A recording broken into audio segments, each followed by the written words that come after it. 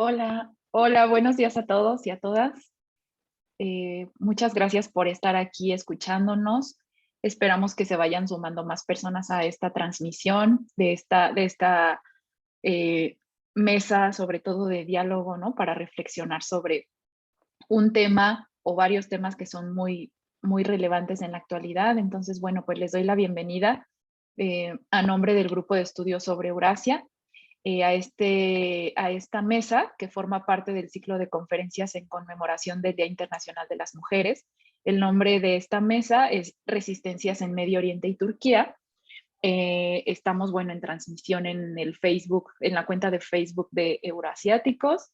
Y bueno, pues por supuesto agradecemos mucho la asistencia y la colaboración de nuestras tres ponentes, de la maestra Lucia Siriani, de Marlene Hernández y de Iraís Fuentes. Les agradecemos muchísimo que se tomen el tiempo de venir aquí a compartirnos sus investigaciones, de lo mucho que ustedes conocen sobre la situación de las mujeres en esta región, en estos países. Entonces, bueno, pues les explico brevemente.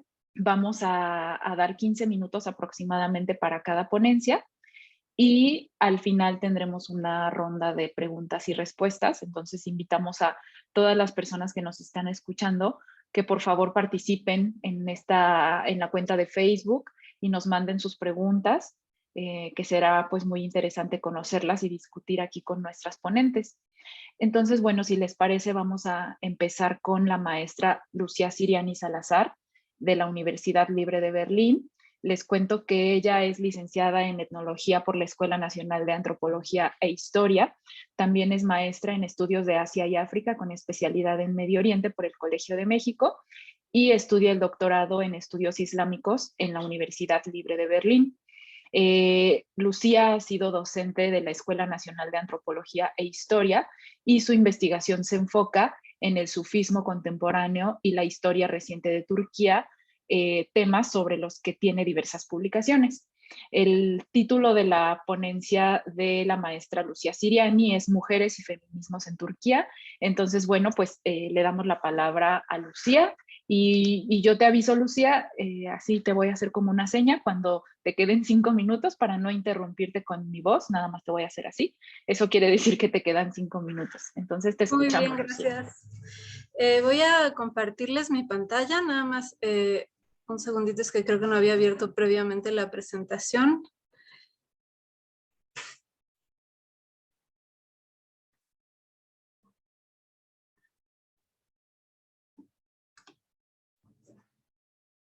Y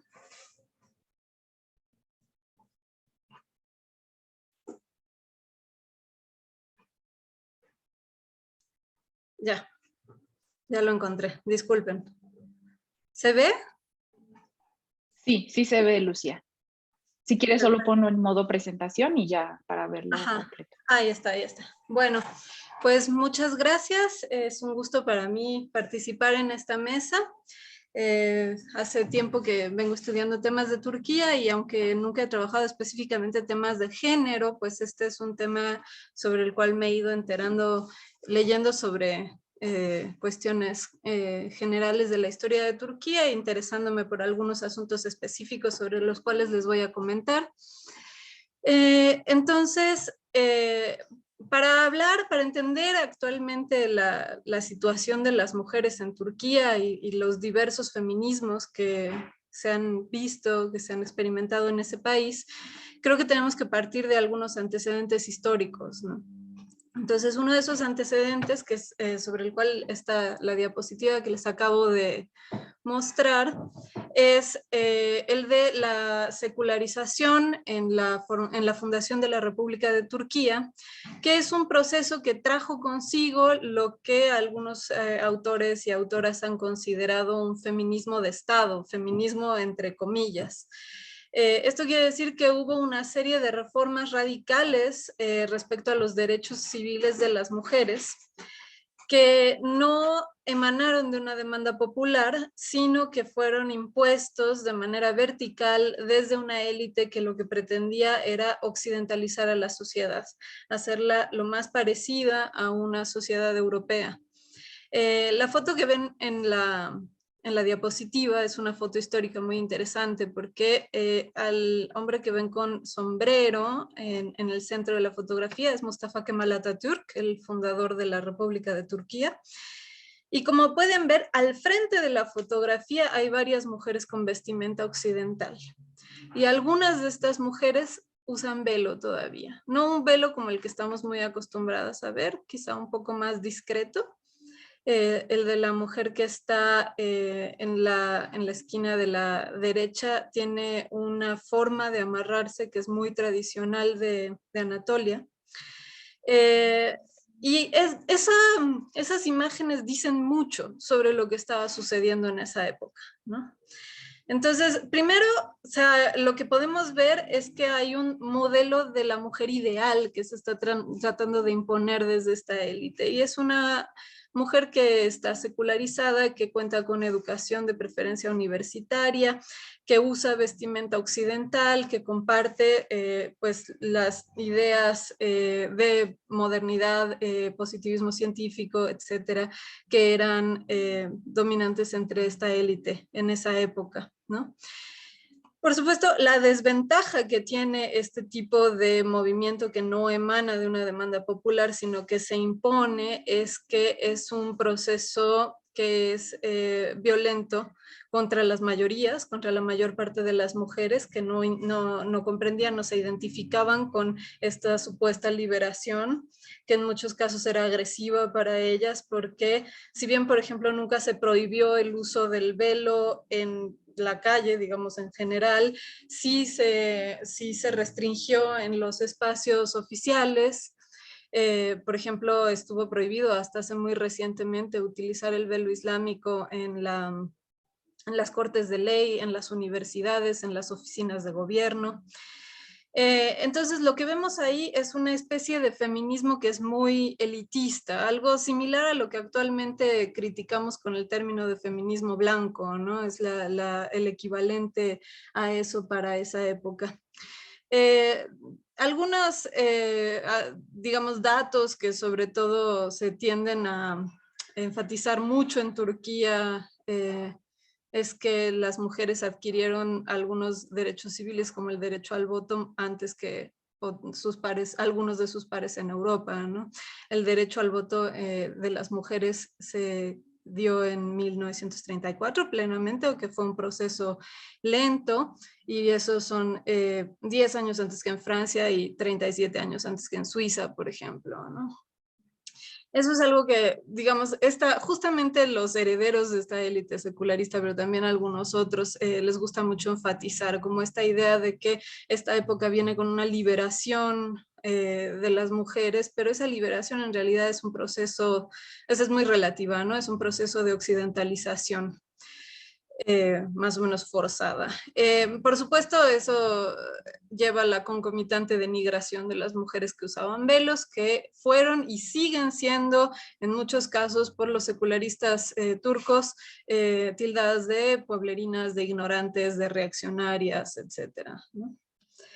Entonces, por esta razón, por esa, digamos, imposición vertical, surge un movimiento de mujeres musulmanas hacia ya finales del siglo XX, que tratan de, o lo que solicitan es que se quite la restricción de usar el velo islámico en estos ámbitos que ya les había mencionado.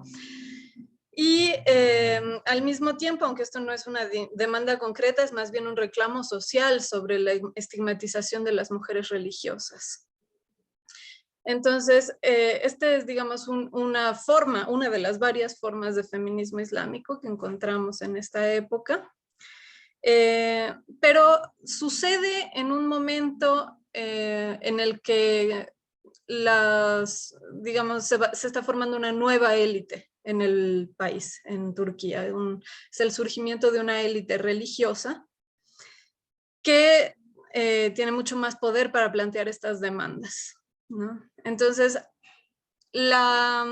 aunque la prohibición del uso del velo en estos ámbitos solamente se pudo echar atrás hasta el 2013, o sea, estamos hablando de más de 10 años desde la llegada al poder de un partido islamista.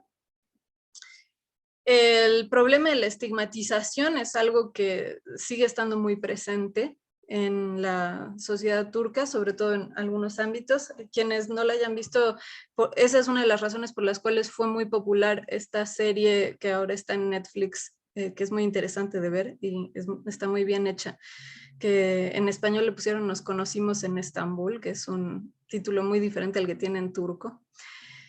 Porque habla mucho acerca de estas divisiones sociales y la importancia que tiene esta imagen del cuerpo velado de la mujer, en qué ámbitos pertenece, en qué ámbitos no, cuáles son los incluso odios que expresan algunos secularistas contra las mujeres que usan el velo, ¿no?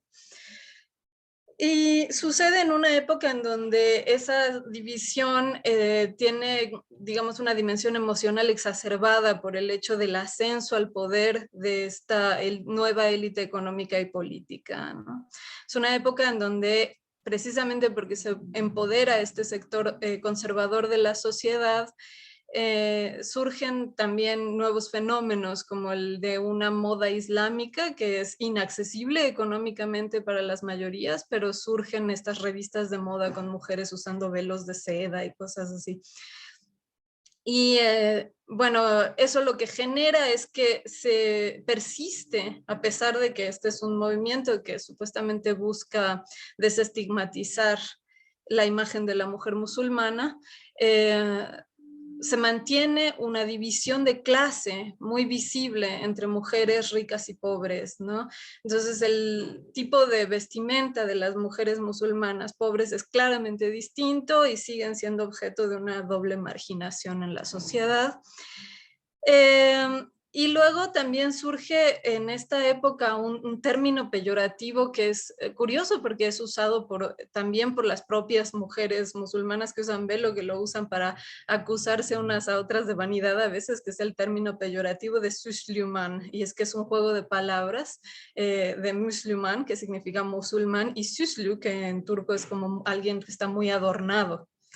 Entonces las mujeres a las que se refieren como Süslüman son estas mujeres ricas que usan velo, que van a restaurantes de lujo, que siguen la moda de estas revistas de moda islámica, etc.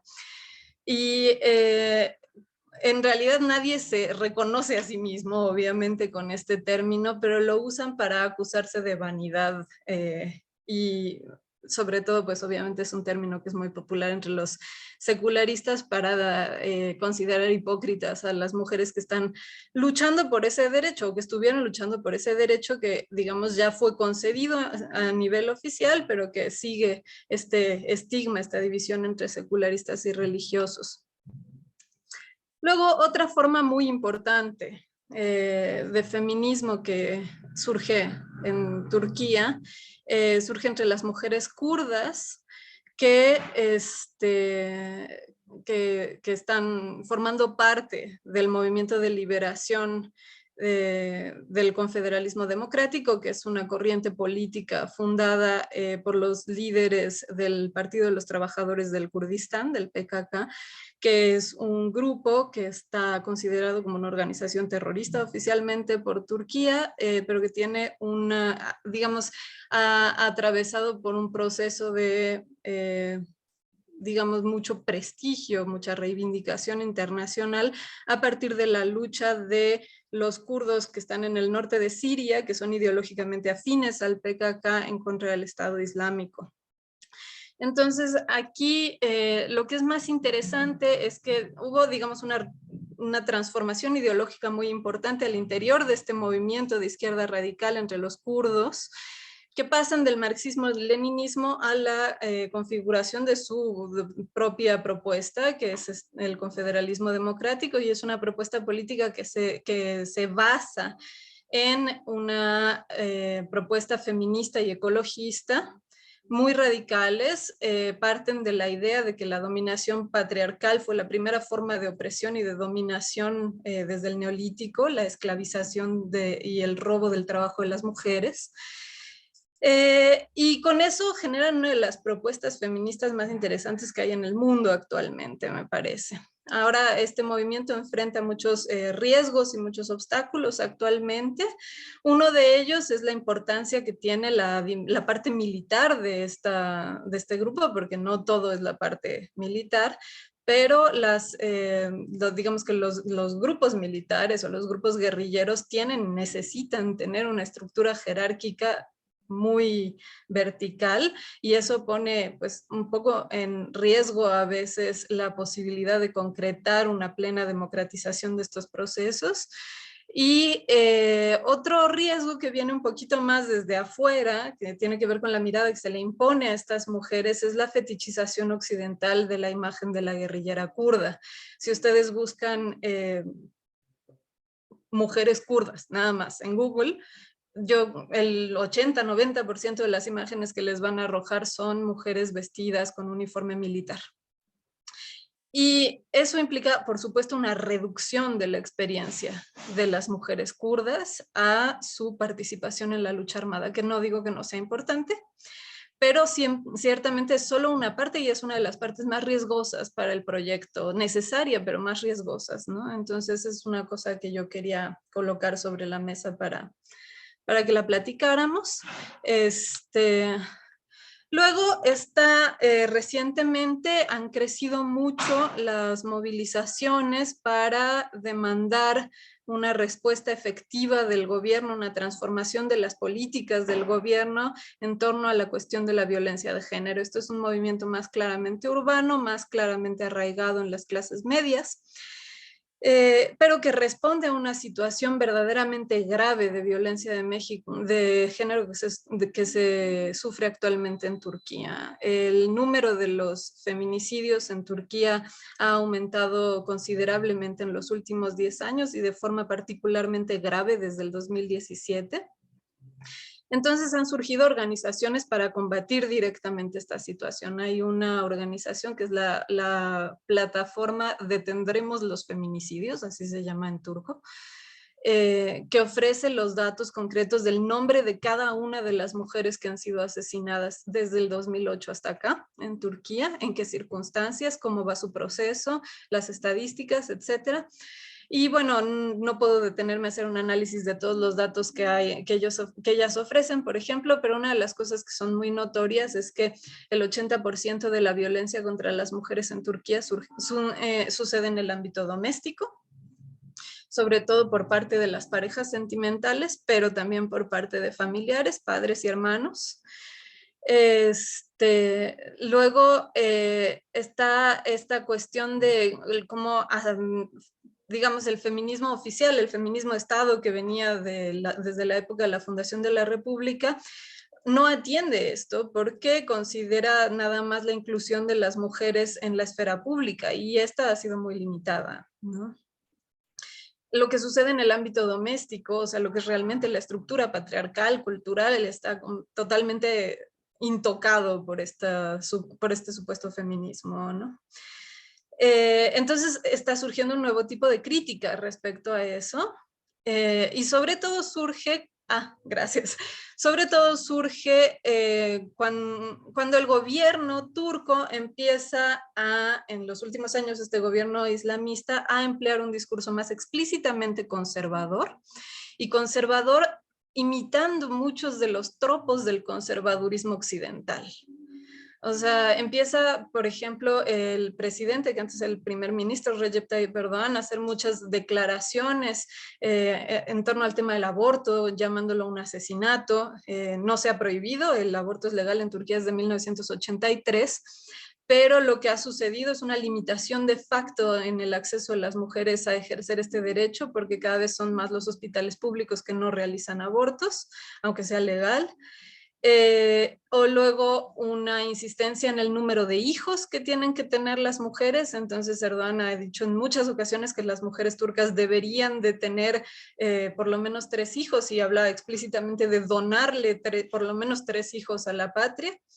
Y en ese sentido su discurso es muy similar al de Atatürk, que también hablaba de que pues, la función de las mujeres como madres era básicamente como reproductoras de la sociedad y que tenían el deber de donar ciudadanos, por decirlo así. En ese sentido, no solamente el discurso de los islamistas no es muy distinto del de los kemalistas anteriores, sino que repite muchos de sus tropos y lo que hace es imitar algunas de las temas o algunas de las posiciones que son conservadoras en Europa. Digamos, sigue habiendo este impulso por imitar a Europa, pero ahora desde el lado de los grupos religiosos o conservadores, reinventando lo que quiere decir ser religioso y sin una base en la cultura vernácula, sin una base fuerte en lo propiamente islámico, ¿no? Finalmente, para no dejar de lado este tema, es muy interesante que desde el 2013, desde las protestas de Gezi, ha habido una emergencia más explícita, más abierta de participación de mujeres transexuales en la política. Las mujeres trans habían estado presentes en la vida pública en Turquía, principalmente en el ámbito del espectáculo, principalmente como cantantes trans o sexodivergentes como Zeki Müren o Bülent Ersoy. Fueron muy queridos por la sociedad, muy queridas, vamos a decir, porque Zeki Müren no se identificaba como mujer. Y eso, digamos que no es que abra cancha para la aceptación, porque no hay una aceptación, hay un tremendo rechazo y persecución de las mujeres trans, y su participación en la política también ha generado mucha controversia, sino que más bien lo que revela es que está todavía muy arraigado en la cultura un pasado premoderno en donde, digamos, las identidades sexogenéricas eran más diversas, más abiertas, menos limitadas, ¿no? O sea, surge una serie de limitaciones y una serie de prejuicios sobre estos temas, fundamentalmente a partir del siglo XIX, pero más fuertemente durante el siglo XX, tiene que ver con esta imitación del conservadurismo occidental. Podemos entrar en eso después. Pero digamos que en el 2013 empieza a suceder que en Turquía hay más explícitamente también una imitación de la forma de lucha del movimiento LGBTQI en Occidente.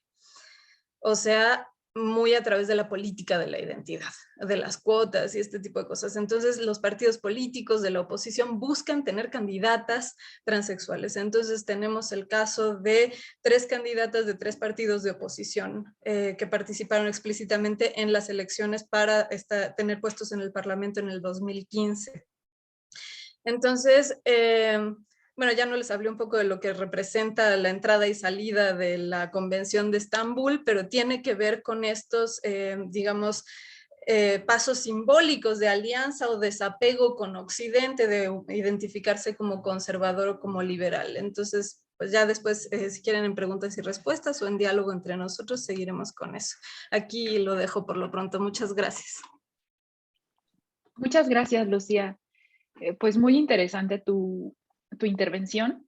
Yo hice muchas notas porque creo que tocaste muchos temas que son relevantes y nos abriste el panorama, ¿no? Para quienes no conozcan o no conocemos mucho de la situación que viven las mujeres en Turquía, creo que nos diste puntos muy clave.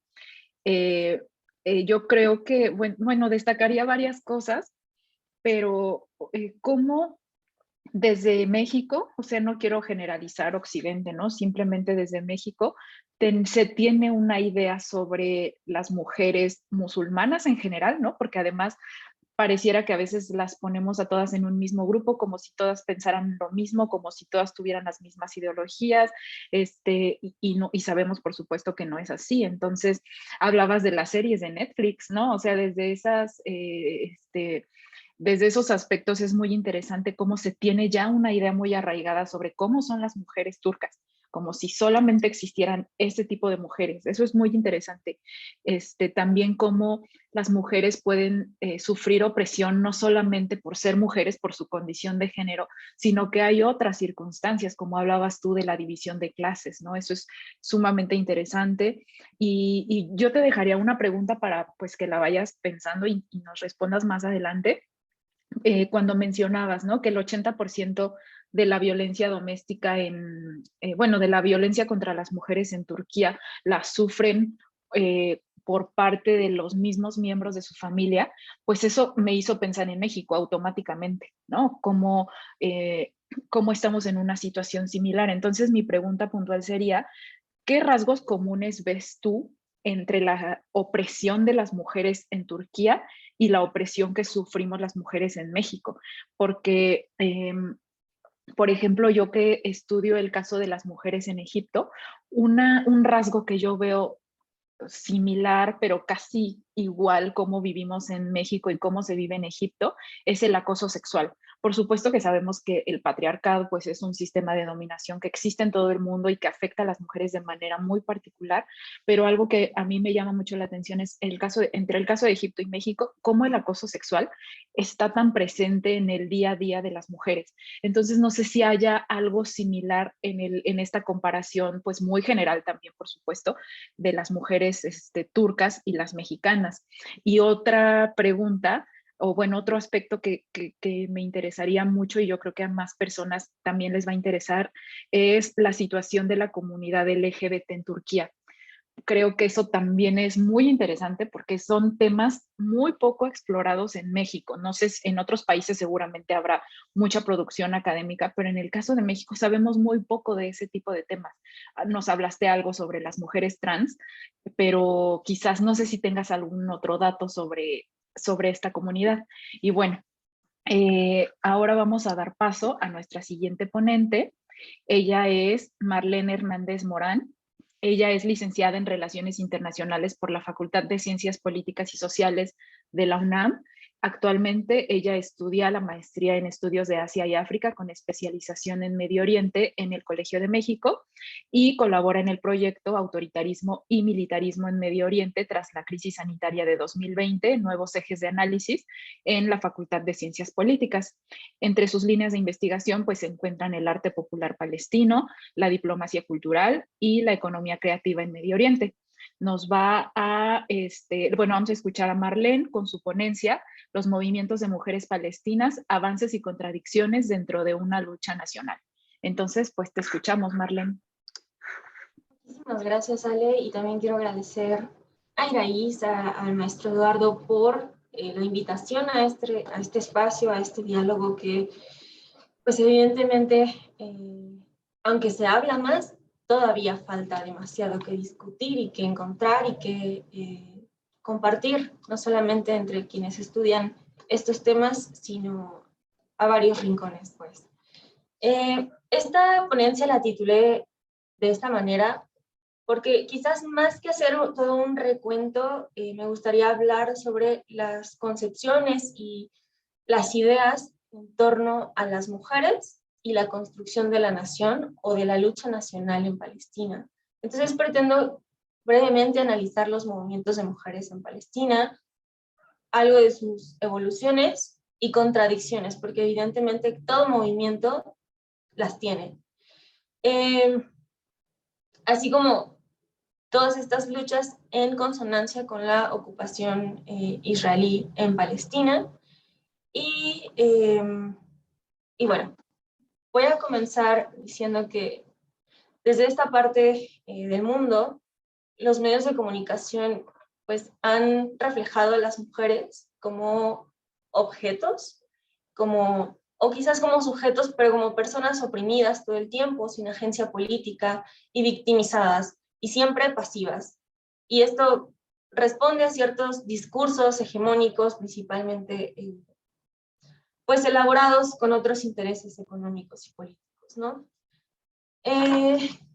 Entonces, primero quiero precisar cuál es la importancia y cuáles son los roles que a las mujeres palestinas se les han asignado en esta construcción o lucha por la nación, por un Estado-nación en Palestina. Y me atrevería a decir entonces que la nación tiene género. Y esto lo menciono porque sabemos que las mujeres hemos tenido un rol activo en estas construcciones nacionales, en los nacionalismos, pero no ha sido sino hasta mediados del siglo XX que se ha enfatizado en el género como una unidad de análisis para comprender todas estas relaciones de poder. Han sido básicamente como cambios paradigmáticos o transiciones paradigmáticas, pero sí hay que reconocer que las mujeres han sido los sujetos, y claramente como otros sujetos, la comunidad LGBT, que han promovido estos cambios o estas transiciones paradigmáticas. Abordando un poco más esta cuestión de la nación, que ha sido construida ya sea a partir de similitudes étnicas o lingüísticas, también otras han sido a partir de similitudes religiosas o de clase, e incluso algunos eventos históricos que son el eje central de esta construcción y reconstrucción y reproducción de la nación.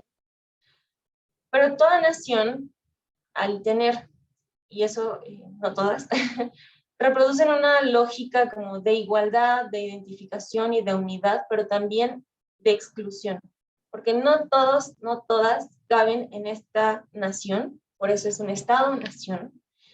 Y aunque las mujeres han participado y se sabe que tienen un rol muy importante en esta reproducción, no se atienden sus intereses, no se atienden sus demandas, y toda cuestión como diferenciadora que las distingue pues y que las identifica no son tomadas en cuenta, sino que al contrario se moldean ideas y cuerpos para establecer estos roles funcionales que reproduzcan la nación, en este caso en Palestina. Estos roles son pues establecidos de acuerdo con diferentes aspectos como la clase, la educación, color de piel, no sé, también el sexo y el género, que es en lo que más nos enfocamos en esta plática. Y les decía que la nación tiene género porque las mujeres han sido simbolizadas como una extensión del territorio de la nación o de la patria. De hecho, pues es la patria, a la que se ha pretendido defender a toda costa con guerra, y básicamente a las mujeres se les ha objetivizado, se les ha quitado esa capacidad de agencia, de acumulación de capital simbólico y social y demás. Pero ¿bajo qué razonamiento podría decir que esta asignación de roles y nuevamente se basa en esta idea de la reproducción? Ya lo mencionaba la maestra Lucía, a las mujeres se les ha asignado este rol de reproducción, de cuidado en los hogares. Esta también es una contradicción hasta cierto punto, porque en la reproducción no solamente participan las mujeres, pero socialmente se les ha impuesto esa idea y esas funciones. También se les ha pensado a las mujeres como una propiedad, como un objeto al que hay que poseer, como este territorio o tierra fértil, y que da honor a la familia, a los hombres, a una sociedad. Y aunque las mujeres, insisto, son parte de esta nación, se les ha incluido como objeto y no como un sujeto que tiene actividad, y nuevamente se les han impuesto estos valores, estos comportamientos, para continuar con esta perpetuación de este sistema, no solamente capitalista, sino patriarcal, y que se conjuga con los valores culturales y sociales de cada contexto. Entonces, estos nacionalismos y estas naciones generan objetos o sujetos subalternos que no son escuchados, que no pueden de alguna forma producir un discurso, pero dentro de esta lógica de subalternidad también hay un escape, porque evidentemente todo discurso y toda acción escapa sale a relucir en ciertos momentos. Y las mujeres, aunque han estructuralmente pertenecido a una doble subalternidad, han logrado llevar sus demandas y sus agendas a nivel público. Pero también, y lo veremos un poco más adelante, que a nivel privado o en la esfera privada han hecho mucho, y desde ahí también existe una lucha por la liberación de las mujeres y por la lucha nacional. Y bueno, no significa que las mujeres palestinas no participen en estas instituciones o instancias gubernamentales o públicas, sino que a pesar de esa participación, sus agendas no han sido consideradas pues a lo largo de la historia. Y por ello han tenido que acudir o recurrir a otros repertorios de lucha, a movimientos sociales, nuevos movimientos sociales, y también a movimientos dentro son los movimientos como cotidianos. Estos cambios, en estos, ellas han participado pues activamente. No solamente es que respondan a ciertos momentos o paradigmas, sino que ellas son producto y productoras de estos paradigmas. Han hecho énfasis en empezar estas luchas desde abajo, porque también se han dado cuenta de que las instituciones palestinas, por muy buenas causas que tengan, también existen pues dinámicas de corrupción, de violencia, de dominación, y por ello han recurrido como a otras alternativas. Voy a repasar rápidamente como esta vía institucional por las que las mujeres han participado en movimientos y en como estas luchas, desde presiones a los gobiernos, intentando con el fin de generar cambios en las normas institucionales, en tener una mayor representación femenina, en adopción de convenciones y resoluciones que coadyuven a su liberación o equidad de género. También, y ya como ejemplos muy concretos, las mujeres han participado desde manifestaciones políticas, incluso pre-Nakba, o sea, desde 1920 y el 21, participaron, por ejemplo, en la Gran Huelga, en el movimiento, en el levantamiento árabe de 1936, y por esta parte institucional, ellas en 1921 crearon la Unión de Mujeres Palestinas. En el 26, por ejemplo, se dio el primer Congreso de la Mujer Palestina, con una agenda que estaba más enfocada en pues combatir esta agenda sionista de colonización israelí, más que de sus propios como intereses o luchas de género. También se creó la Asociación de Mujeres Árabes, que en 1944 cambió su nombre a Unión de Mujeres Árabes Palestinas. Y para dar como un ejemplo, un panorama, de 1936 al 48, o sea, pre-Nakba, se crearon más de 200 asociaciones. Ok, me apuro. Después de la Nakba, muchos de los proyectos o de su participación política dentro de las instituciones fue más que nada enfocada a cuestiones asistenciales, de cuidado y de educación. Y aunque han tenido varios logros, por ejemplo, en 2012 promulgó el artículo 9 de la Ley Básica Palestina, que establece la igualdad entre hombres y mujeres ante la ley sin considerar cuestiones de religión o posturas políticas ni capacidades. Pero, vaya, mientras esta participación de mujeres en las instituciones con el fin de llevar estas agendas, pues ha ido avanzando también con retrocesos, pequeños retrocesos o grandes también, porque se les ha limitado demasiado dentro de las instituciones, incluso la OLP. También ellas han generado sus propios espacios. Por ejemplo, Ibtisar Mansur y Maisa Kawasmi crearon este partido político exclusivo de mujeres que se llama Banat al-Balad, que es Mujeres del Pueblo. Y también otras 10 mujeres crearon el partido Bilmusharik al-Nastatir, que en español sería como con nuestra participación o con participación nosotras podemos. Y lo valioso de esto es que fueron los primeros partidos políticos exclusivos de mujeres. Ahora, por la parte popular y cotidiana, y esto por la desconfianza, corrupción o dificultad también para desarrollar sus agendas, han recurrido mujeres a otro tipo de luchas y de movimientos. Tenemos, por ejemplo, a las Speed Sisters, que son mujeres corredoras de autos en Cisjordania, que a pesar de todos los estereotipos y críticas, ellas continuaron como llevando a cabo este deporte y fundaron una escuela mixta para personas interesadas en practicar este deporte. Expresiones artísticas, y aquí daré como rápidamente unos ejemplos: Fadwa Tuqan, que fue una poeta y escritora; Zahar Khalife, una novela y poeta también; Maisa Dao, que es cantante; Asma Ahol, es periodista y activista; Rim Bana, que es cantante; Shadia Mansour, también rapera, la primera rapera palestina.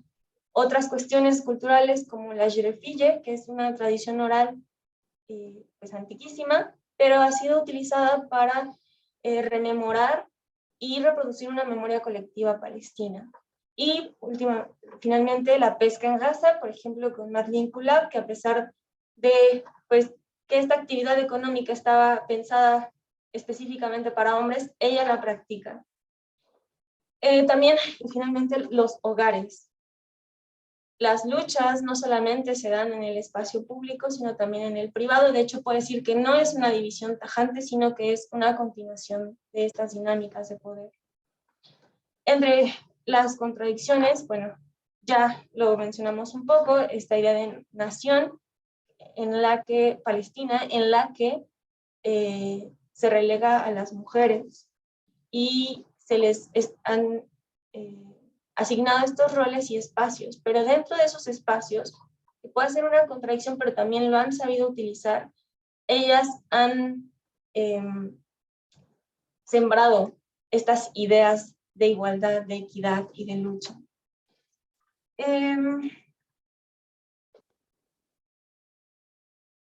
Esta es básicamente una apropiación de espacios que de alguna manera no han sido como tan estudiadas. Se piensa que los avances se ven más reflejados en el ala institucional, en este espacio, pero habríamos que ahondar un poco más y conocer y escuchar a las mujeres palestinas, tanto dentro de Palestina como en la diáspora, ¿no? Y bueno, creo que lo dejo por aquí. Muchas gracias. Gracias, Marlene. Pues muy interesante también tu plática. Muchas gracias por estar aquí y compartirnos toda esta información. De lo que mencionabas, pues yo destacaría 2 puntos. Primero, cómo existe este vínculo entre la mujer y la nación. Y lo mismo, cómo se analiza o cómo lo podemos reflexionar ese vínculo en distintos lugares, en distintas sociedades del mundo, ¿no? No se puede analizar de la misma manera, pero en el caso específico de Palestina es muy interesante conocer cómo se da ese vínculo entre la nación y la mujer, ¿no? Incluso cómo se ve a Palestina como la madre, ¿no? O sea, se le da como este peso a las mujeres.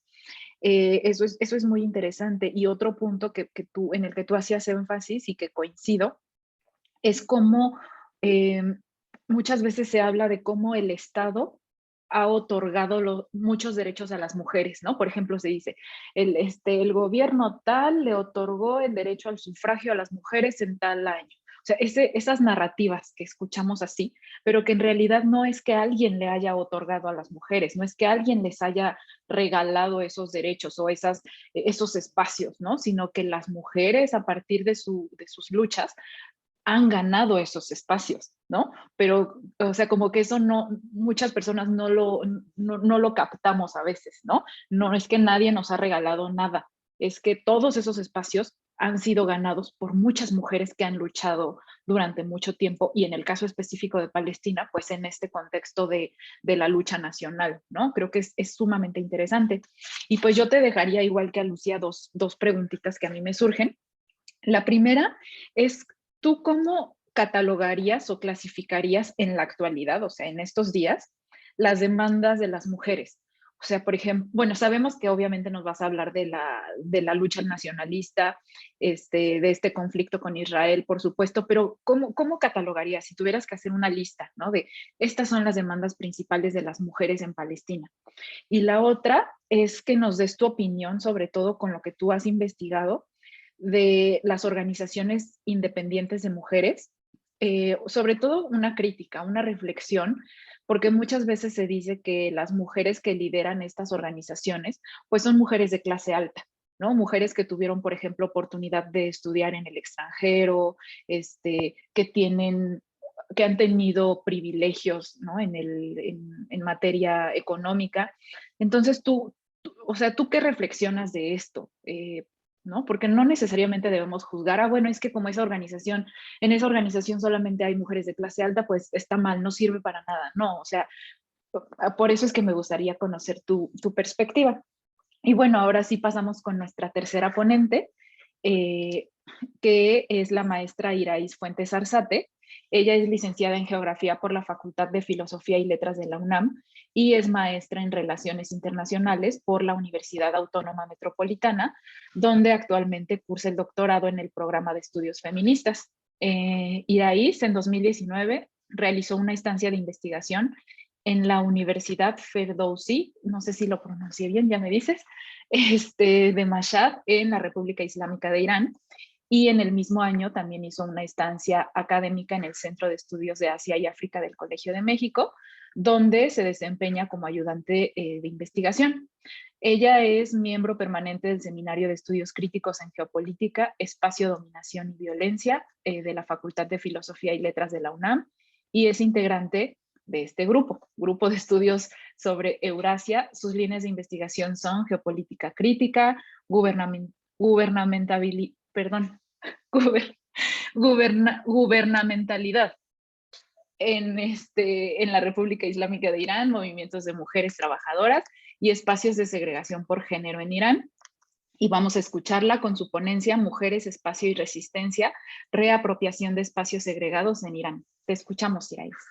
Sí, gracias Ale, un gusto, un placer compartir este espacio, esta mesa con no nada más mis colegas, sino que además somos amigas, son mis amigas y yo me siento pues muy bien, muy acobijada, muy a gusto en compañía de ellas y claro, comparto muchísimas de las reflexiones. Bueno, pues ya como Ale nos adelantaba, les traigo preparada una pequeña charla acerca de espacios de segregación, especialmente a partir de la reapropiación. Bueno, primero les quiero presentar a esta mujer. Es una mujer iraní que se llama Sahar Hodayari. Ella es aficionada del fútbol y en septiembre del año 2019 Hodayari fue detenida y fue encontrada culpable tras disfrazarse de hombre para librar una ley que prohíbe el acceso de las mujeres a los estadios deportivos. Esta medida fue adoptada desde la instauración de la República en 1979 y bueno, recientemente fue apenas abolida. Bueno, y como forma de protesta, Sahar Hodayari, esta mujer, se autoinmola enfrente del tribunal de Teherán. Un acto de rebeldía que desde luego no es un acto aislado, sino más bien que forma parte de una larga tradición de contestación al poder por parte de miles de mujeres iraníes que se enfrentan a la segregación espacial y sus consecuencias.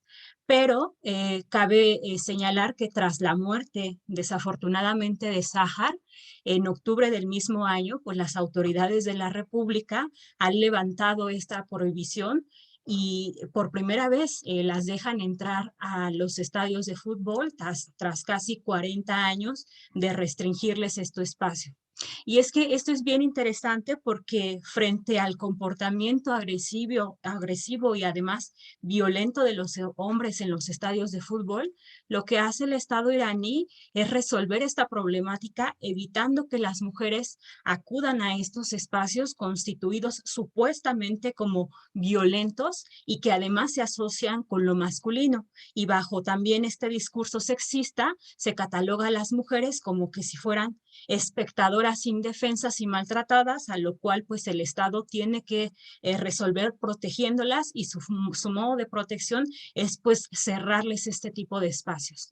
A propósito de esta problemática, les recomiendo esta película del cineasta y activista iraní Jafar Panahi. En esta película, él documenta la problemática de la exclusión de las mujeres en los estadios de fútbol. Es una película de 2006 que se titula Offside, fuera de juego, y está inspirada sobre todo principalmente en la estampida ocurrida en el año de 2005 en Teherán, con motivo de un partido de fútbol para la clasificación del Mundial. Esta película pues está protagonizada por mujeres y capta el contexto y la actividad política que genera un partido de clasificación entre Irán y Bahrein en junio de 2015, y esta victoria pues significó la participación de Irán en el Mundial de 2006 en Alemania, por primera vez tras más de 30 años que Irán no participaba en juegos internacionales. Cabe agregar también que este partido de fútbol que retrata Panahi en su obra, pues se desarrolla también en un contexto preelectoral presidencial. Esto también origina la movilización de mujeres autonombradas, mujeres de velo blanco, que están luchando justamente para abolir esa ley que prohíbe a la entrada de fútbol a las mujeres. Y además está en medio la pugna electoral entre reformistas y conservadores, que una vez más desafortunadamente se amparan en esta llamada causa de las mujeres bajo un oportunismo de ganar el voto femenino que ya representa el 50% del electorado.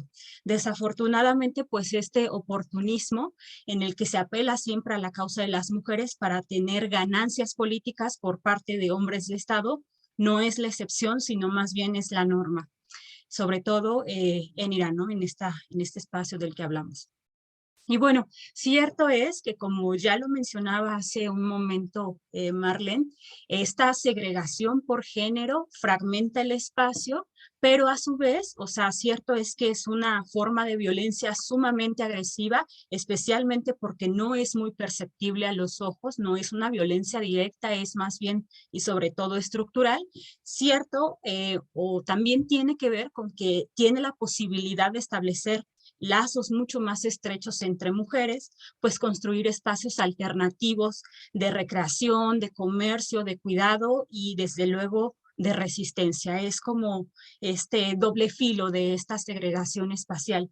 Bueno, y antes de continuar, me gustaría precisar la categoría de espacio. Cuando hablo de espacio no me refiero exclusivamente a estos espacios absolutos como estadios de fútbol, plazas públicas, escuelas, es decir, como si fuesen ya lugares constituidos o previamente conformados, ¿no? Y que estos albergan relaciones de poder o relaciones sociales especialmente violentas.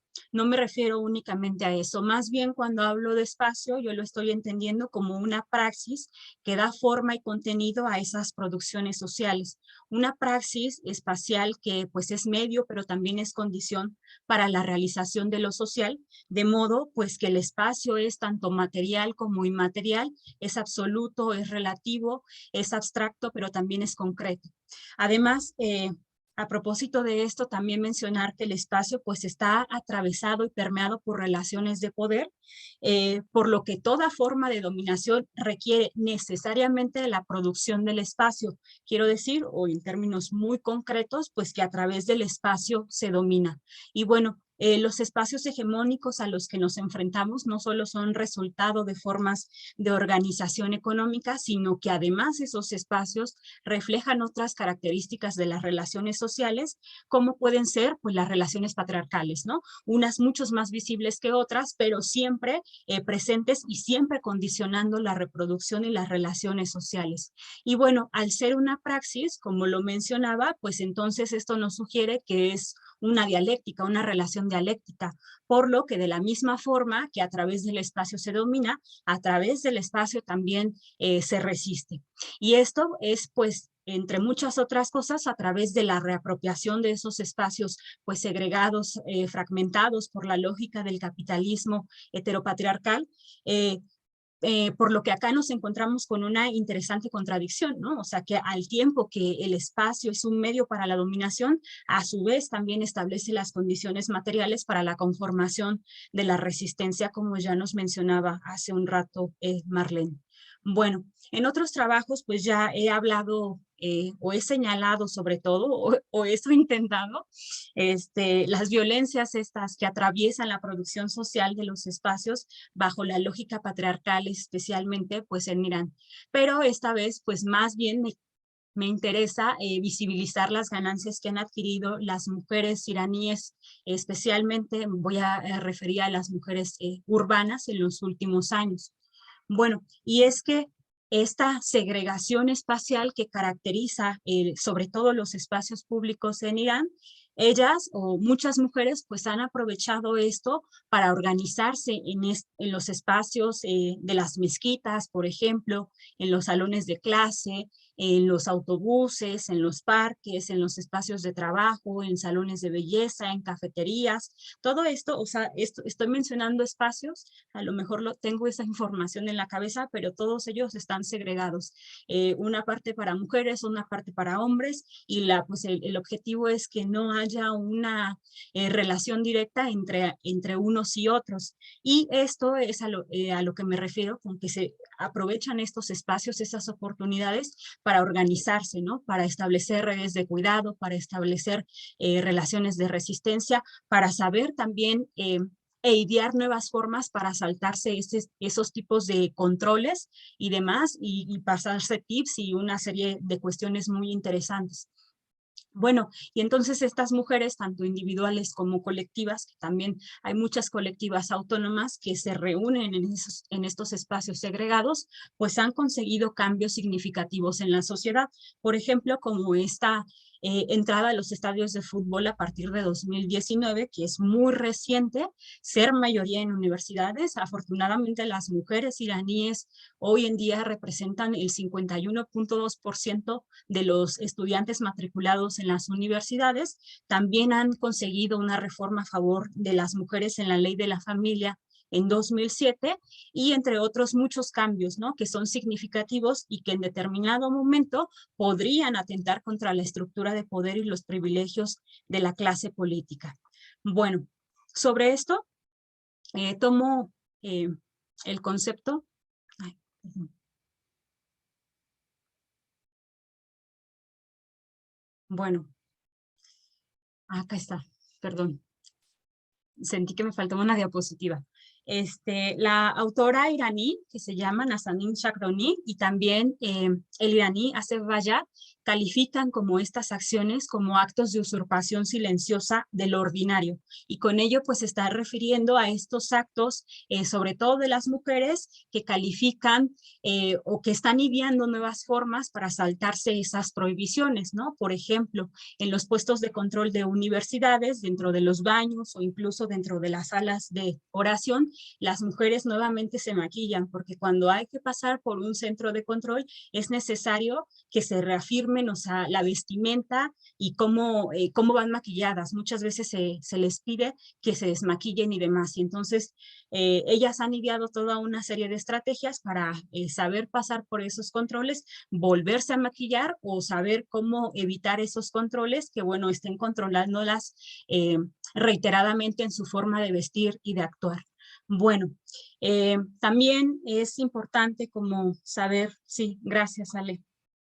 A propósito de esto, les recomiendo esta película que es Persepolis, es muy famosa, es de Marjane Satrapi y de Vincent Paranund, es de 2007 y esta refleja una realidad violenta, ¿no? Pero también que es una realidad que es transgredida todo el tiempo, especialmente por mujeres, pues que se enfrentan al poder, una mujer específicamente que se enfrenta al poder para conseguir derechos y libertades para todas. Y en esta misma tónica también les recomiendo este documental de Andreas Rochol, que es La voz de las mujeres de Irán, que representa pues la prohibición de la grabación de las voces femeninas y la dificultad que enfrentan muchísimas cantantes en Irán debido a esta medida adoptada desde el 79. Así como también pues refleja bastante bien esos espacios de resistencia frente a esta medida segregacionista. Bueno, Como se me ha acabado el tiempo, solamente pues les comento que es bien interesante cómo analizar los movimientos de las mujeres, especialmente pues las urbanas, cómo están detrás de toda una serie de cambios políticos en Irán. Por ejemplo, el movimiento de mujeres le otorgó una gran fuerza política al movimiento de reforma de 1997, gracias al cual el representante del reformismo, Mohamed Khatami, toma la presidencia y más adelante, decepcionadas de la era de la reforma, su abstención en 2005 provoca la llegada del ultraconservador Mahmoud Ahmadinejad en 2005 y más adelante, frente al proceso de reelección en el año de 2009, el movimiento de las mujeres, que ya estaba sumamente o que ha estado organizado desde hace varios años, también le otorga fuerza política al denominado Movimiento Verde de 2009, que cabe decir es sumamente interesante porque una de las figuras que se representa como mártir es la imagen de esta mujer, ¿no? Neda Aga Soltán, que tras el asesinato de esta mujer en el contexto del Movimiento Verde, el inicio del Movimiento Verde, toma un alcance mucho más grande y desde luego se convierte como la primera mujer con la imagen de mártir a nivel nacional en Irán. Bueno, le dejo hasta acá porque se me ha acabado el tiempo. Solamente precisar que es importante tener en cuenta que no se trata como de un movimiento de mujeres unificado, eso me gustaría agregarlo. Son diferentes movimientos de mujeres con diferentes ideologías, con objetivos, con diferentes técnicas y demás, pero que en determinado momento, pues esta unión, esta lucha en conjunto, pues ha logrado adquirir diferentes ganancias en términos políticos y jurídicos para todas las mujeres en Irán. Bueno, le dejo hasta aquí y muchas gracias. Gracias, Iraís. Pues igual muy interesante tu plática. A mí me llama mucho la atención esta cuestión de los estadios de fútbol en Irán, ¿no? Porque justo esta película que nos recomiendas, yo la vi hace un tiempo y es interesantísimo, ¿no? O sea, ver ese lado de cómo viven esa parte las mujeres en Irán, y también cómo también el gobierno iraní, al igual que muchos gobiernos del mundo, pues son oportunistas, ¿no? Y también aprovechan, ¿no? O sea, otorgan derechos cuando es conveniente y los arrebatan cuando es conveniente para ellos. Entonces, en este sentido, yo te preguntaría, ¿cómo es actualmente? Porque, o sea, tengo muchas dudas, ¿no? Sobre el tema que se toca en esta película de Offside. ¿Cómo es actualmente la presencia de las mujeres en los estadios? Nos narraste un poco, pero esta película ya es un poco vieja, no recuerdo de qué año es, pero ya es un poco vieja. Entonces, ¿cómo es actualmente la presencia de las mujeres? ¿Cómo están actualmente las leyes o las prohibiciones, o se les permite ya entrar sin ninguna restricción? Bueno, me imagino que separadas sí deben estar, pero, o sea, como que nos des más datos sobre eso. Y también te preguntaría un cuestionamiento parecido al que le hacía a Marlene, ¿no? Y tú mencionabas al final de tu ponencia, no hay un solo movimiento de mujeres en Irán, así como no hay un solo movimiento de mujeres en ningún lugar del mundo. Pero tú también, ¿cómo catalogarías estas demandas de las mujeres iraníes? O sea, ¿cuáles crees que en la actualidad tengan más peso? Por ejemplo, las de oportunidades, buscando oportunidades laborales, económicas, etcétera, o quizás las de derechos, ¿no? O sea, tú que conoces más el tema, ¿cómo las catalogarías y cuál es la postura del gobierno actual respecto a estas movilizaciones de mujeres, ¿no? O sea, son más autoritarios que hace unos años. ¿Cómo se observa el panorama actual en Irán para las mujeres? Entonces, pues bueno, le regresaríamos la palabra a la maestra Lucía para que nos pueda contestar preguntas y también para pues decirnos cualquier dato que se le haya pasado, que nos quiera compartir. Te escuchamos, Lucía. Muchas gracias. Son dos preguntas muy interesantes las que me planteaste, Alejandra.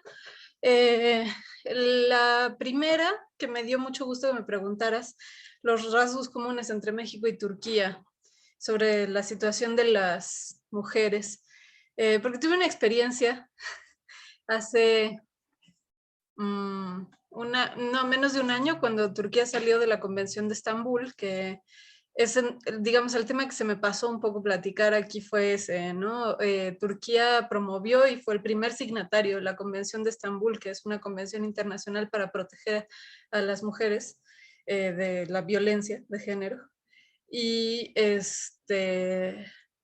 y Turquía se retiró hasta el año pasado, se retiró de la Convención de Estambul y se retiró con un discurso supuestamente antiimperialista en contra del control político occidental y diciendo que ellos tenían sus propios mecanismos políticos y tradicionales para proteger a las mujeres, lo cual genera muchas protestas porque vulnera más a las mujeres, porque ya no hay un pacto internacional, sino que están completamente a merced del Estado, que es un Estado claramente pues con una línea política explícitamente machista, ¿no? Entonces, dentro de la discusión que se generó, tuve una experiencia porque me llamaron por teléfono de una estación de radio para hacerme una entrevista sobre ese asunto. Y me encontré con una tremenda resistencia por parte de los periodistas que me entrevistaban a asumir que podía haber algo similar entre la situación de México y Turquía. O sea, me preguntaban sobre el incremento de la violencia de género a partir del COVID, de la pandemia, y yo les decía que era una situación muy similar a la que vivimos en México, en donde también hubo un incremento tremendo de la violencia contra las mujeres durante los periodos de encierro en particular, ¿no? Entonces, digo que fue difícil, había mucha resistencia porque muchas veces hay una islamofobia muy arraigada, sobre todo en los medios de comunicación, que es en donde se ha distribuido mucho esta idea de las sociedades musulmanas como sociedades en donde el tema de la violencia hacia las mujeres es excepcional, es intrínsecamente diferente a lo que vivimos nosotros. Y no es el caso, ¿no? Por eso también insistí mucho en que gran parte del conservadurismo en Turquía hoy está configurado como una imitación del conservadurismo occidental. Están importando debates que no son propios realmente de la región, etcétera, ¿no? Imitando también ciertos comportamientos, etcétera. Entonces, México y Turquía comparten muchos rasgos similares sobre la situación de las mujeres. El acoso, como tú decías, es uno de ellos. Las mujeres sufren mucho acoso en Turquía de más o menos el mismo tipo que sufrimos en México, acoso callejero, acoso en el trabajo, etcétera. Pero una cosa que para mí es muy clara es la relación, y en este sentido yo hablaba antes acerca de la importancia para mí del trabajo de Rita Segato, ¿no? Sobre esto, porque es muy claro cómo en los contextos en donde se incrementa la violencia que sufren los hombres en la cotidianidad, la violencia por parte del Estado, la violencia estructural, económica, esa violencia que los hombres sufren afuera es una violencia que ellos llevan al entorno doméstico. Entonces, eso es algo que sucede en Turquía y sucede aquí y que no está específicamente determinado por cuál es la adscripción religiosa, ¿no? Y es algo que en Turquía es muy patente, el incremento de la violencia a partir de la crisis económica fuertísima que ha estado viviendo Turquía durante los últimos 5 años. O sea, ahí ve uno cómo saltan el número de feminicidios a casi el doble. Y está directamente vinculado con un periodo de crisis económica y de incremento de la violencia social, y sobre todo las familias sufren mucho el tener que enviar a los hijos al servicio militar, porque los hombres que van a hacer servicio militar en Turquía van a la guerra, no van nada más a marchar, como dicen aquí, ¿no?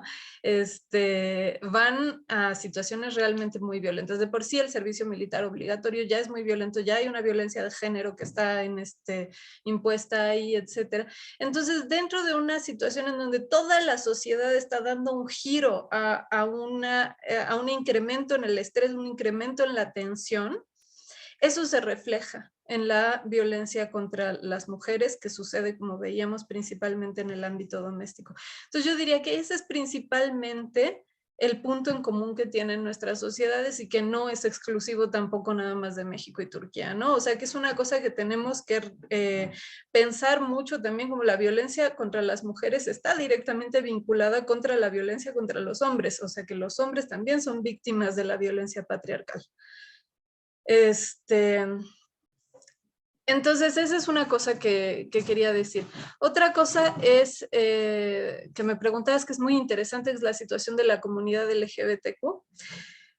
Y digamos que lo que yo mencionaba antes es que en el periodo otomano, antes de la creación de la República de Turquía, pues tenemos algunos estudios que nos muestran cómo había una diversidad sexual y sexogenérica y así, que estaba pues muy claramente presente, viva en la sociedad, ¿no? Y cómo la forma de empezar a pensar estos temas a través de categorías, con la categoría de sexualidad, digamos una forma heteronormativa, etcétera, es algo que va apareciendo en ese entorno con las reformas de modernización del Imperio Otomano. Y termina de arraigarse con la creación de la República de Turquía. O sea, ahí también hay una cuestión de imitación de Occidente, y sucede en tiempos más recientes que esa imitación se da por dos lados, por el lado conservador y por el lado liberal, ¿no? Y entonces el lado liberal es el que empieza a pensar este tema a través de la cuestión de la identidad, que empieza a imitar una política de la identidad de tipo occidental y que empieza pues a asumir esas categorías, por ejemplo, ¿no? Las siglas de LGBTQ se refieren a denominadores identitarios. Entonces, por supuesto que empieza a surgir una lucha por derechos que va en ese mismo sentido, ¿no? Entonces, esa lucha es muy reciente.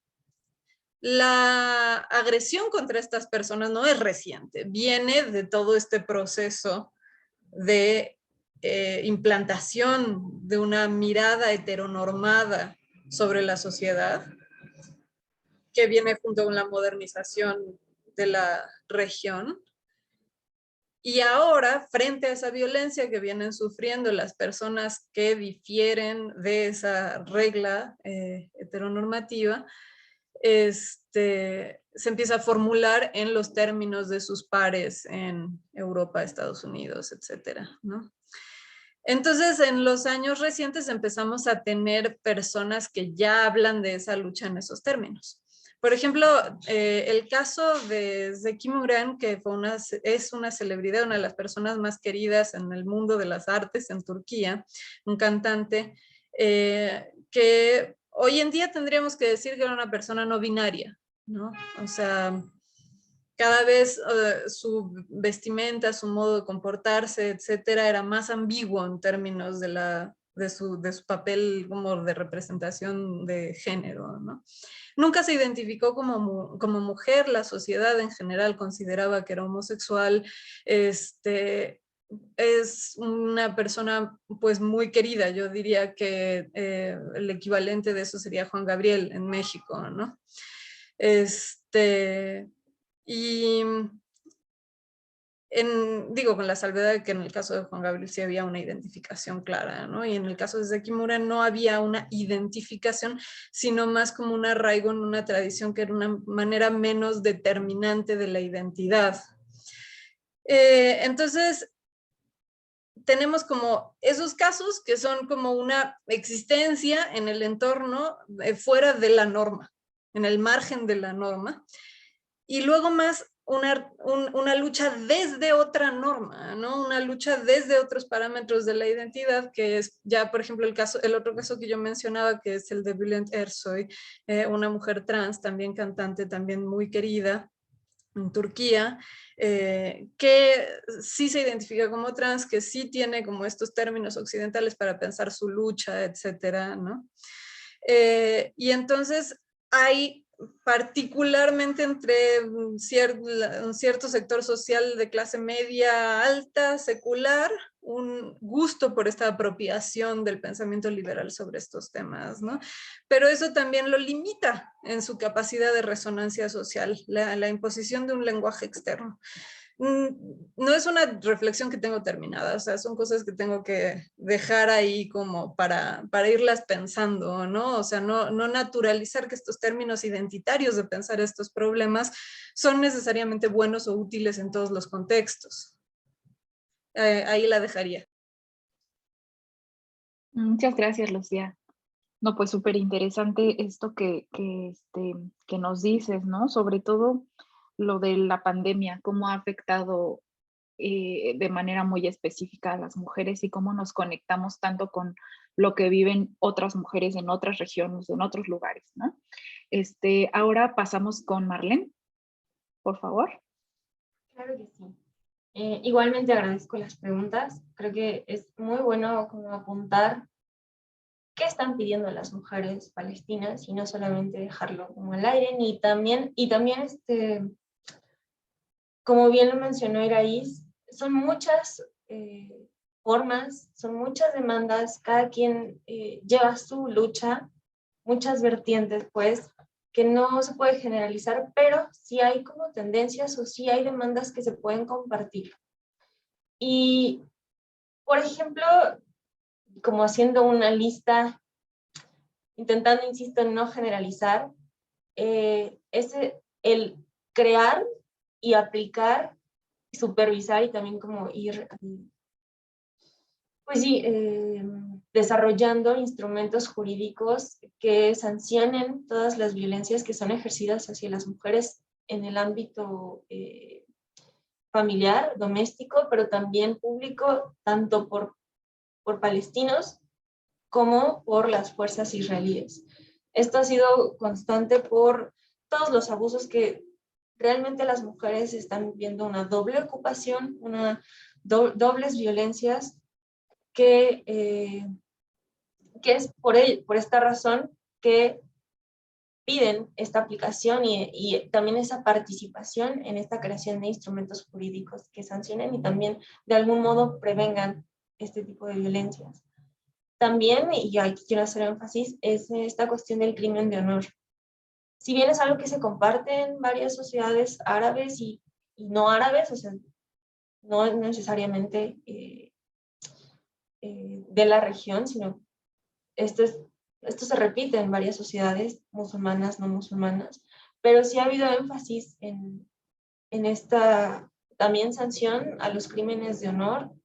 De hecho, hay colaboraciones con ONU y artistas palestinos y palestinas como Amal Murkus, que han como lanzado campañas de concientización sobre este tema.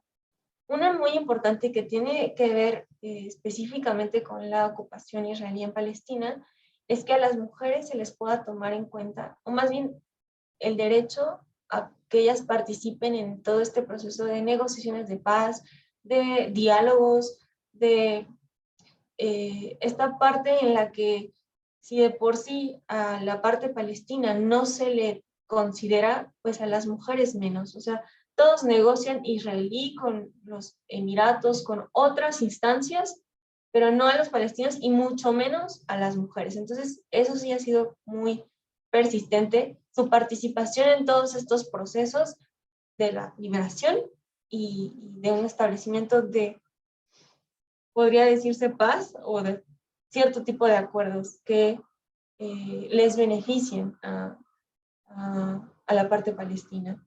También en cuestión al cuerpo, ha habido diferentes tipos de acoso, tanto por el uso del velo como por la falta de esta prenda. Entonces también se ha hecho énfasis en esta cuestión de este acoso en razón a una vestimenta que responde a ciertos valores culturales religiosos hasta cierto punto. En cuanto a una más, la libertad de expresión, porque evidentemente sí han tenido los medios o pues sí, las tecnologías para expresar ciertas ideas también se les ha censurado y acosado a partir de lo que llegan a expresar a nivel público. Ahora bien, en cuanto a estas organizaciones independientes que me mencionaba, Ale, de que están conformadas primordialmente por pues mujeres privilegiadas con una educación universitaria o que incluso reciben educación del extranjero en Europa. Me gustaría primero dar un pasito para atrás y regresar como a las organizaciones y los organismos occidentales que tienen actividad en Palestina o incluso en los campos, ¿no?, de refugiados alrededor. Y es que evidentemente tienen como estos propósitos asistenciales que, lejos de ir sobre la causa o sobre el problema en sí, simplemente llenan, y es muy loable, sí, han hecho demasiadas cosas por las personas en los campos de refugiados y también en Gaza, en estas cuestiones de la educación y de servicios médicos, pero esta lógica de ir a salvar, ir a ayudar, en lugar de generar este ambiente en la que la ocupación y todo este ambiente de violencia realmente termine. Entonces, de ahí ahora salto a las organizaciones independientes de mujeres. Es muy probable que absorban ese discurso de Occidente, y más cuando tú me mencionas, por ejemplo, que pues pueden ser mujeres que han tenido educación que han tenido educación en el extranjero. Y si bien ha habido varios casos de igual estas agendas que buscan imponer los temas o investigaciones o actividades hacia lo que se cree que va a apoyar o va a ayudar, en realidad pues pocos avances han tenido y muchas críticas, pero también las hay, las que justamente evitan o buscan evitar este discurso o esta reproducción de actividades. Y me gustaría dar el ejemplo de Sahar Khalife, que ella sí estudió en una universidad en Estados Unidos, fue refugiada en Jordania, ella fue víctima de la Nakba, y sí, o sea, ha usado ese capital cultural y económico también, y fundó esta organización de Women's Affairs Center. Tiene 3 sedes, que la primera la estableció en Nablus, otra en la Franja de Gaza y otra en Amán, en Jordania. Y ella bien menciona, nosotras no vamos a imponer una agenda, sino que las mujeres en las localidades van a decir qué es lo que necesitan estudiar, investigar o aprender. Y justamente estaba abriendo la página de este centro, que por ahora solamente me parece que está disponible el de la sede en Gaza, y entre los temas que tienen lo tienen como empoderar a las mujeres, es compartir conocimientos en agricultura, más que nada como esta parte de producción, para que las mujeres puedan de alguna forma ser independientes y ocupar espacios y actividades económicas que estaban destinadas únicamente para hombres. Pero, insisto, ellas son las que han decidido establecer estas agendas, porque a partir de esta independencia económica es que también pueden tener cierta libertad política o de otro tipo. Entonces, si bien este es solo un ejemplo, habría que ver y preguntar también a las mujeres qué es lo que espero, inshallah, hacer próximamente. Cómo se están organizando, porque no solamente a través de estas instituciones, también tenemos las comunas, los hogares, en las que se organizan, aunque no haya un papel, aunque no haya un nombre, sí se organizan y sí generan este cambio tanto físico, productivo, como ideológico. Gracias, Marlene. Muchas gracias por ser tan precisa en tus explicaciones. Tenemos aquí un comentario de las redes sociales de Facebook, de Esteban Sánchez. Él escribe: excelentes presentaciones. A partir de los filmes que han mencionado, recomiendo la película libanesa Cafarnaún, que trata varios temas, entre esos el género y la violencia estructural hacia las mujeres, ¿no? Entonces dejamos ahí el comentario y pues pasamos con las respuestas de Iraíz. ¿Te escuchamos, Iraíz? Porfa. Gracias, gracias Ale por tu respuesta. Voy a tratar de ser breve para abordar un poco el comentario de Esteban, que me pareció importante, pero bueno. La primera que es cómo es actualmente la presencia de mujeres en estadios. Bueno, cierto es que desde el triunfo, el establecimiento más bien de la República Islámica, a las mujeres se les relegaron de muchos deportes, de la mayoría de los deportes. Y con esa lucha constante, porque ese movimiento, o el movimiento de las mujeres, si lo podemos hablar así como en términos generales, es súper antiquísimo. En Irán incluso es uno de los referentes, el movimiento de mujeres iraníes a nivel regional, incluso mundial, por este activismo. Y entonces han conseguido que las dejen, o que esas prohibiciones ya no sean tan severas, ¿verdad?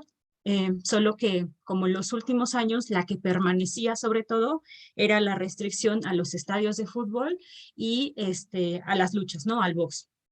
Bueno, entonces a partir del 19 se implementan una serie de estrategias, ya pueden entrar las mujeres a los estadios, sin embargo, es bien, pues es sumamente desigual, o sea, porque pasamos de la prohibición a la segregación. Las mujeres entran completamente separadas de los hombres, segregadas con un cuerpo de seguridad de mujeres bastante amplio, bastante grande, tienen que pasar por controles de revisión, de cateo, como en todas o en muchas de las instituciones gubernamentales, como aeropuertos, ¿no?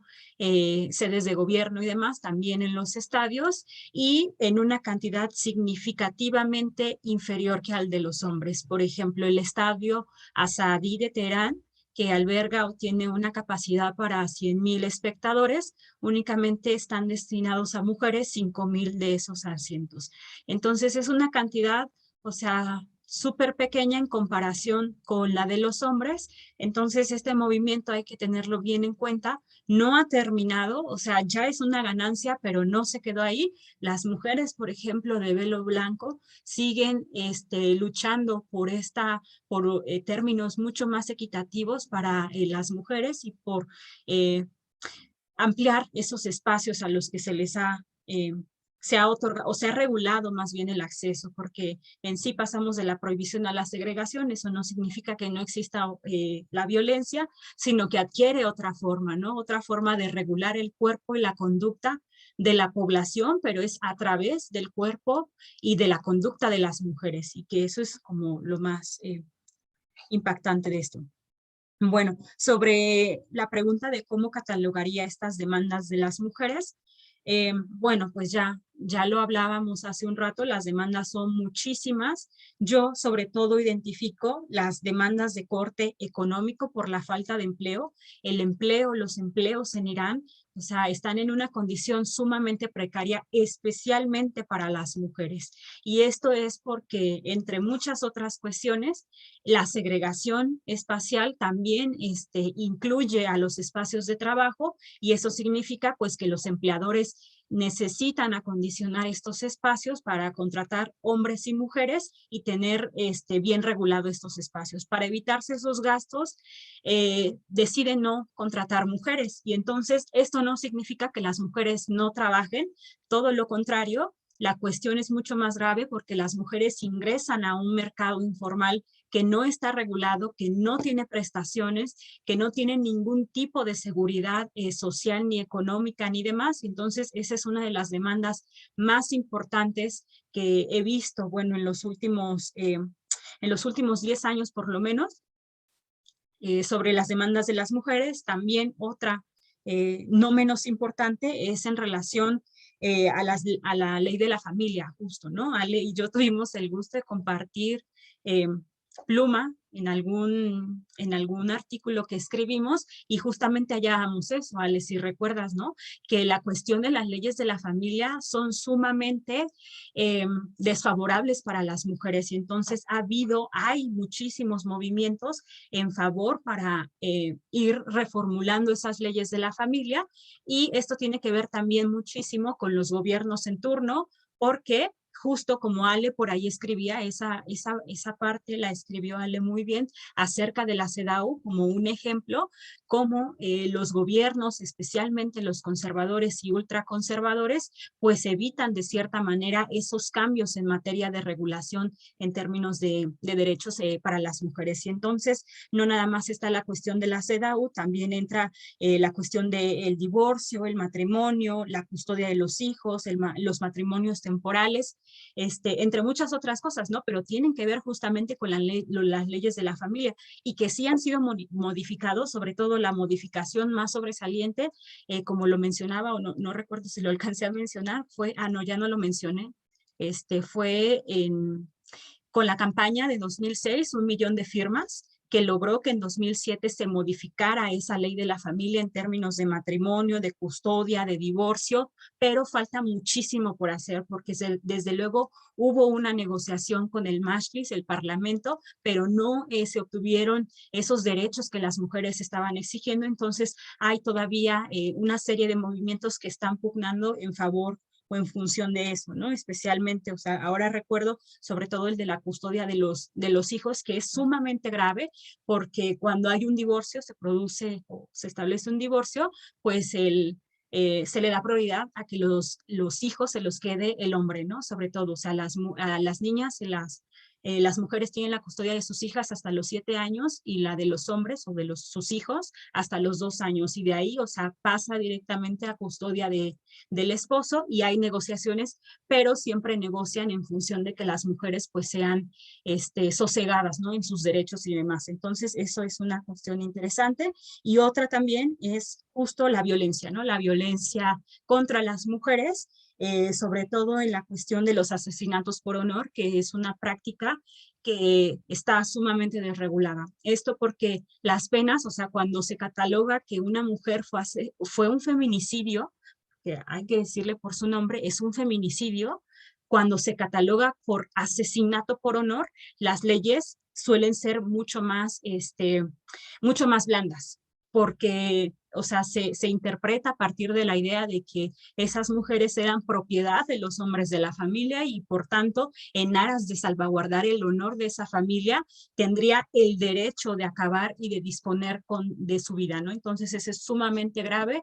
Hay movilizaciones, hay movimientos y organizaciones de mujeres que están luchando porque el asesinato por honor sea castigado con penas máximas y demás, y que sea mucho más regulado, no quede nada más como en el tintero.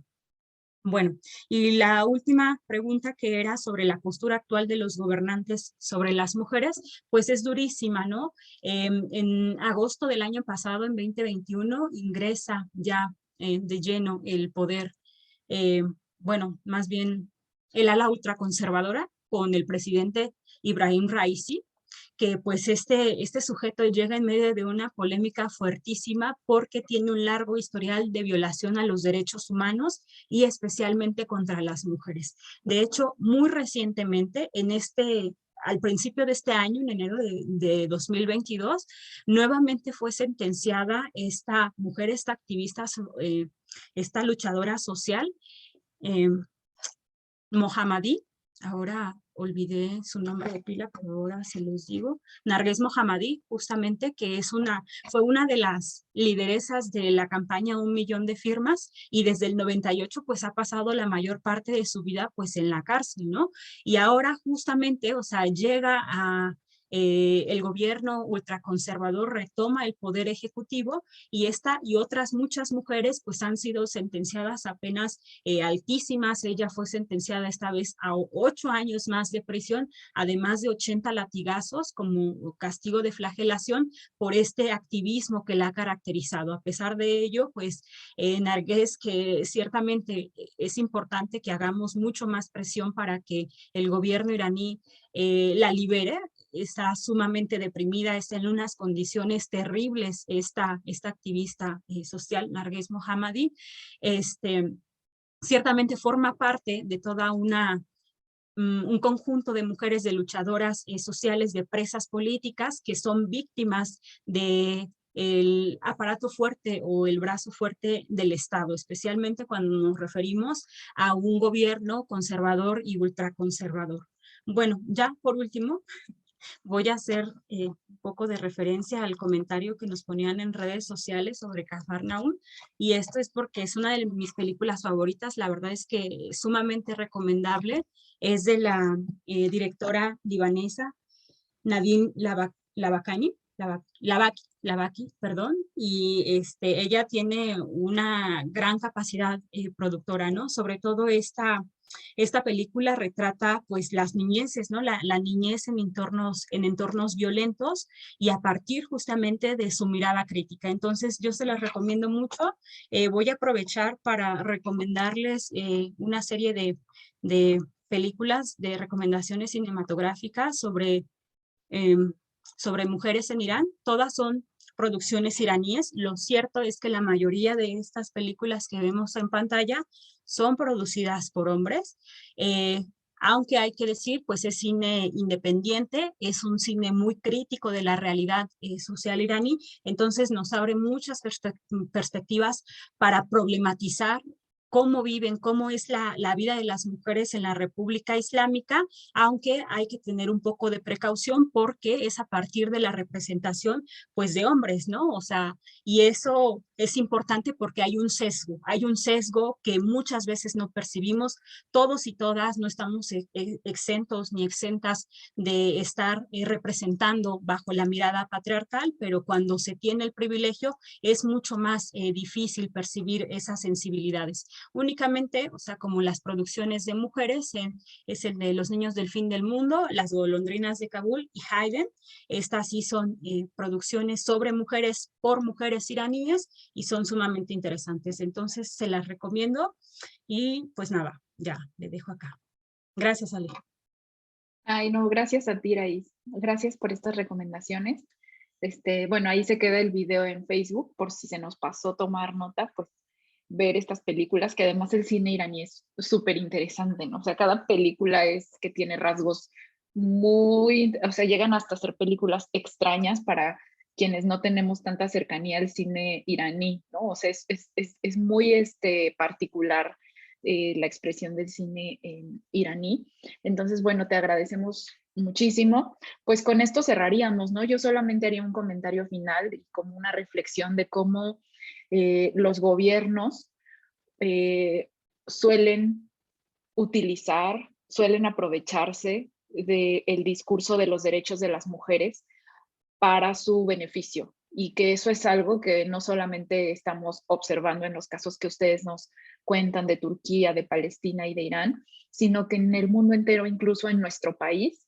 Creo que es importante que hagamos conciencia sobre eso, ¿no? Sobre cómo los gobiernos usan el discurso de los derechos de las mujeres a su favor, siempre, ¿no? En ocasiones reiteradas, y que hay que pensar mucho en eso, ¿no? Para poder, pues, que con el tiempo cambie, al menos creo que el hecho de pensarlo, de criticarlo, pues ayuda a que las cosas cambien con el tiempo, pero sí entender que no es una cuestión del Medio Oriente, de los países de mayoría musulmana, sino que es algo que vivimos aquí en México también, ¿no? Como el presidente también aquí utiliza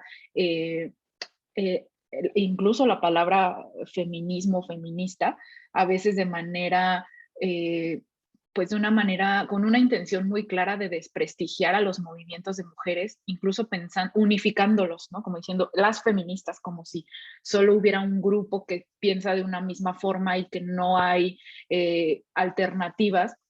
Entonces creo que es bueno reflexionar sobre cómo esto ocurre en todo el mundo, pero que puede cambiarse si lo pensamos y si nos hacemos conscientes de que sucede.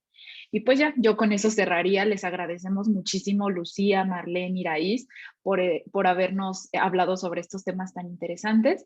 Y pues yo, muchas gracias y estén pendientes de los eventos de las redes sociales.